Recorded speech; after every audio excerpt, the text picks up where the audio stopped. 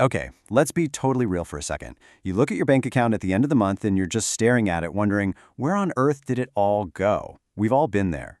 Welcome to This Explainer. Today, we're going to break down exactly why your paycheck seems to just vanish into thin air every single month.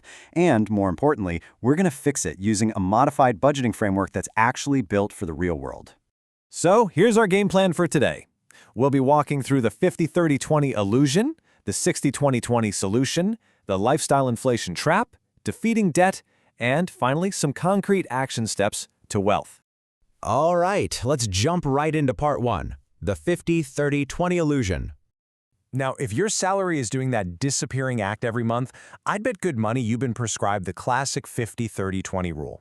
And hey, it sounds incredibly clean and logical, right? You take your monthly income and you split it into three neat little boxes. 50% goes to your absolute needs like rent and groceries, 30% goes to your wants, eating out, shopping, and the final 20%, well, that goes straight into your savings. It sounds like a completely perfect system, but here's the massive glaring problem that literally nobody is talking about. Here's the elephant in the room. The original 50-30-20 rule was actually invented by an American senator, and it was based on an average American salary of around $50,000 a year. But here in Indonesia, the average young adult is earning between 3 and 5 million rupiah a month. To put that into perspective, that's roughly $300. So when you try to force that American rule here, 50% of your income vanishes on rent alone, literally before you even buy a single grain of rice or pay for your commute. The rule just instantly collapses because, well, you simply cannot save 20% of nothing. Because we absolutely have to acknowledge that basic reality, we need a new framework. Which brings us to part two, the 60-20-20 solution. We are tweaking the math here to make it actually work. Instead of that traditional split, we're going with 60-20-20. So you allocate 60% for needs, 20% for wants, and 20% for savings. Expanding that needs category up to 60%, that is a real game changer. That's what finally gives you the actual breathing room to survive on an Indonesian salary. But, and this is a big but, the absolutely crucial point here is defining those needs brutally honestly. And I mean brutal. Needs means your rent, basic food you're cooking at home, essential transport to get to work, and your electricity and water bills. That is the whole list. Having food delivered right to your door? Not a need. Grabbing that iced coffee every single morning? Definitely not a need.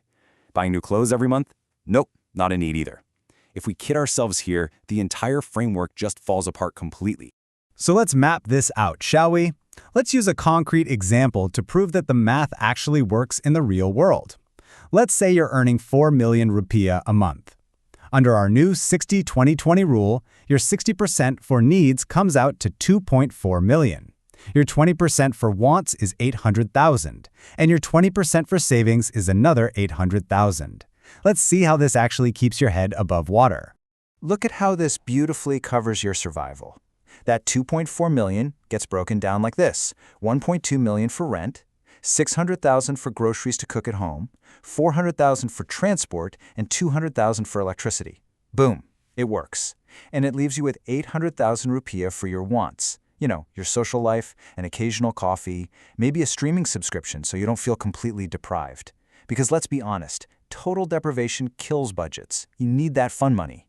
And most importantly, it leaves an immediate 800,000 rupiah to go straight into your savings account. Okay, let's keep moving and look at the hidden gaps that completely ruin budgets. Part 3, the lifestyle inflation trap. Even with a flawless 60-20-20 budget, that wants category, it's highly dangerous for young adults today. Why? Because social media has totally warped what we perceive as a need. I mean, when you're constantly scrolling and seeing friends eating at fancy restaurants, unboxing the newest phones, wearing branded clothes, your brain gets tricked. It actually starts treating those luxury wants as absolute necessities just because it looks like everyone else is doing it. We call this lifestyle inflation, and it is a silent killer.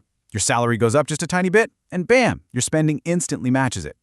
So how do we fix it? Well, the fix is incredibly simple, but yeah, it's highly uncomfortable. You've got to unfollow accounts that make you feel poor. Just mute those friends whose spending habits trigger your own urge to spend. You absolutely must protect that 20% wants budget like it is sacred.